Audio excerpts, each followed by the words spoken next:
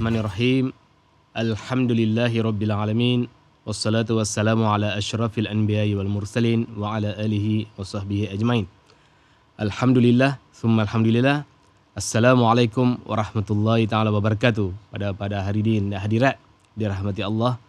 Alhamdulillah, syukur kita panjatkan kepada Allah Subhanahu wa taala. Allah masih lagi sayang kepada kita, bagi peluang berada di dalam bulan Ramadan, yang mana setiap hari Allah memberi kepada kita peluang untuk kita memperbaiki diri dan menahan diri kita daripada melakukan dosa dan salah silap. Alhamdulillah, bertepatan pada hari ini, tajuk yang saya nak kongsi adalah puasa dan menahan diri daripada dosa. Alhamdulillah, kita bila tengok bulan Ramadan, kita selalu nak memperdekatkan diri kepada Allah Subhanahu Wa Taala. Banyak amalan kita buat, banyak perkara yang kita nak menceburi. Antaranya adalah kita berzikir, kita membaca Al-Quran, kita buat qiyamul lail, kita bersedekah dan macam-macam lagi amalan. Dan sesuai dengan puasa itu, yang mana manifestasi yang perlu kita kejar di dalam puasa adalah mendapat ketaatan ataupun kita nak mempertingkatkan ketakwaan kita kepada Allah Subhanahu Wa Taala. Bila kita lihat dalam firman Allah Subhanahu Wa Taala di dalam surah Al-Baqarah ayat 183 yang berbunyi, A'udzubillahi minasyaitonirrajim. Ya ayyuhalladzina amanu kutiba alaikumusiyam kama kutiba alal ladzina min qablikum la'allakum tattaqun. Wahai orang-orang yang beriman, difardukan kepada kalian berpuasa seperti mana difardukan kepada orang-orang terdahulu, la'allakum tattaqun. Moga-moga kita menjadi orang yang bertakwa. So, natijah yang kita nak capai daripada puasa ini adalah takwa. Ramai daripada kalangan manusia bersalah faham. Dia kata puasa ni adalah menahan diri daripada makan dan minum. Dia lapar dahaga, tetapi dia lupa nak tengok apa natijah yang kita nak dapat daripada bulan berpuasa ataupun kita kata bulan Ramadan. Sebenarnya apabila kita kata takwa, para hadirin yang rahmati Allah, disayangi Rasulullah SAW sekalian, takwa ni apa dia? Kita menahan diri, kita memelihara diri kita daripada melakukan perkara yang Allah murka. Ataupun kita menahan diri kita, bentengkan diri kita daripada melakukan dosa-dosa supaya kita tak dapat kemurkaan daripada Allah SWT. Jadi, janganlah kita hanya beranggapan puasa ini cukuplah sekadar kita tak makan, tak minum.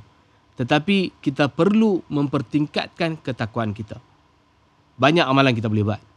Dan Ramadan sebagai madrasah, sebagai sekolah yang akan mendidik jiwa kita, kita perlu mengambil peluang. Janganlah kita menjadi golongan yang, orang kata apa, sia-siakan waktu yang Allah bagi di dalam bulan Ramadan. Kalau kita tengok satu wasiat ataupun satu gambaran yang Rasulullah sebut di dalam satu hadis, rubba sha'imin laisa lahu min siyamihi illa al-ju'. Boleh jadi orang yang berpuasa dia tak dapat apa-apa kecuali hanya yang dia dapat adalah lapar dan dahaga. Wa rubba sha'imin laisa lahu, minta maaf, rubba qa'imin laisa lahu min qiyamihi illa as-sahar. Dan boleh jadi juga orang-orang yang mendirikan solat di bulan Ramadan khususnya, dia hanya dapat penat dan hanya sekadar berjaga malam. So, kita nak ambil iktibar daripada pesanan Rasulullah. Kita nak jadikan bulan Ramadan ni adalah kita bukan setakat mendirikan qiyamul lail, mendirikan malam hari, ataupun bukan setakat kita tak makan minum. Tetapi kita nak melatih diri kita ni daripada melakukan dosa-dosa dan kita nak menghindarkan diri kita daripada terjerumus melakukan kemungkaran sama ada kecil atau besar. Antara benda yang kita boleh buat bila kita sebut tentang Ramadan ni, saya boleh sebut di sini ni, kita cuba menjaga 3 pintu. Apa pintu pertama kita nak jaga di dalam bulan Ramadan? Yang pertama adalah pintu lisan. Tuan-tuan, aib bagi seorang shaim, iaitu seorang yang berpuasa, dia hanya berpuasa tak makan minum, tetapi mulut ataupun lidah dia tak jaga. Banyak kita tengok di luar sana, dia berpuasa.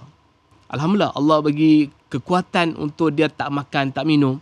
Sehingga ada orang yang Allah memberi kekuatan, dia tak bangun sahur. Tetapi dia ada kekuatan, dia semangat, bertenaga. Dia boleh berpuasa sehari penuh. Tetapi Allah sayang sekali, dia tak menjaga lidah dia. Dia mengumpat orang sana sini. Dia menaburkan fitnah. Dia memburukan orang sana sini. Dia mengatakan orang bukan-bukan.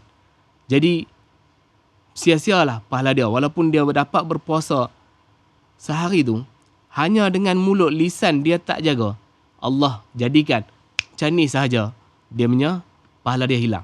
Nauzubillah min zalik. Pintu kedua adalah pintu mata dan telinga.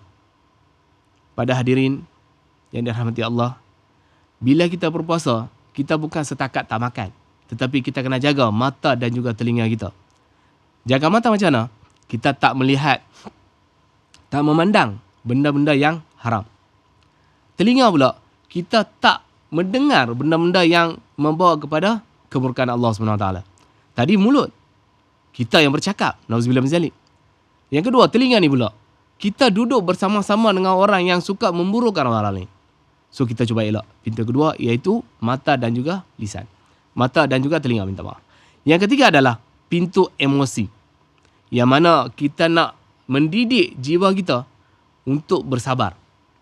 Yang mana saya teringat satu kata-kata ataupun hadis yang diriwayatkan oleh Imam Muslim dan juga Bukhari, yang dibawa oleh Abu Sa'id Al-Khudri, yang mana bersebut, man soma yaumin fi sabilillah ba'adallahu wajahu minan nari sab'ina kharifan.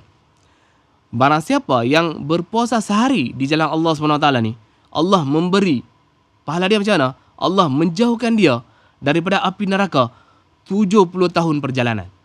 Itu hanya sehari. Kita berpuasa selama sebulan, 29 hari, ada yang 30 hari. Cuba kira tengok, sehari kita puasa 70 tahun jauh daripada api neraka. Alhamdulillah, ini kita puasa penuh. Dengan syarat apa dia? Kita menjaga seluruh anggota badan kita daripada melakukan benda-benda kemungkaran. Bukan senang nak berpuasa. Kadang-kadang kita ajar anak-anak kita bangun sahur. Kita ajar anak-anak kita ni makan benda yang baik. Tetapi kita sayang sekali, tuan-tuan dan puan, tak mengajar diri kita dan juga anak-anak kita, kawan-kawan kita, untuk menjaga mulut, menjaga mata, telinga dan juga hati nurani kita ni. Sayang sekali bila kita amalan punya banyak, kita menjadikan amalan kita ni sia-sia semata-mata hanya kerana mulut kita, hanya kerana hati kita tak jaga. Kita kena berazam supaya setiap detik yang Allah bagi kita masuk dalam bulan Ramadan ni, kita gunakan sebaik yang mungkin. Man shoma ramadana imanan wahtisaba ghufira lahu ma taqaddama min dhanbi. Rasulullah sebut, barang siapa yang berpuasa, man shoma imanan, barang siapa yang berpuasa secara penuh keimanan dan mengharapkan pahala keridhaan daripada Allah SWT, ghufira lahu ma taqaddama min dhanbi. Allah akan mengampunkan dosa-dosa yang terdahulu. Kita nak menjadi orang yang bertakwa. Kita nak hasil usaha kita yang kita taburkan di dalam bulan Ramadan ni, dengan mendidik diri kita ni, kita capai satu maqam yang tinggi, iaitu Darul Muttaqin. Kita nak jadi orang yang betul-betul bertakwa. Kita keluar daripada bulan Ramadan ni, kita nak capai ketakwaan itu sendiri. Sayang sekali, tuan-tuan dan puan, banyak hadis yang Rasulullah sebut orang-orang yang rugi di dalam bulan Ramadan. Sehingga dalam satu riwayat mengatakan, apabila Rasulullah naik ke dalam mimbar, setiap anak tangga 3 kali Rasulullah sebut amin, amin, amin.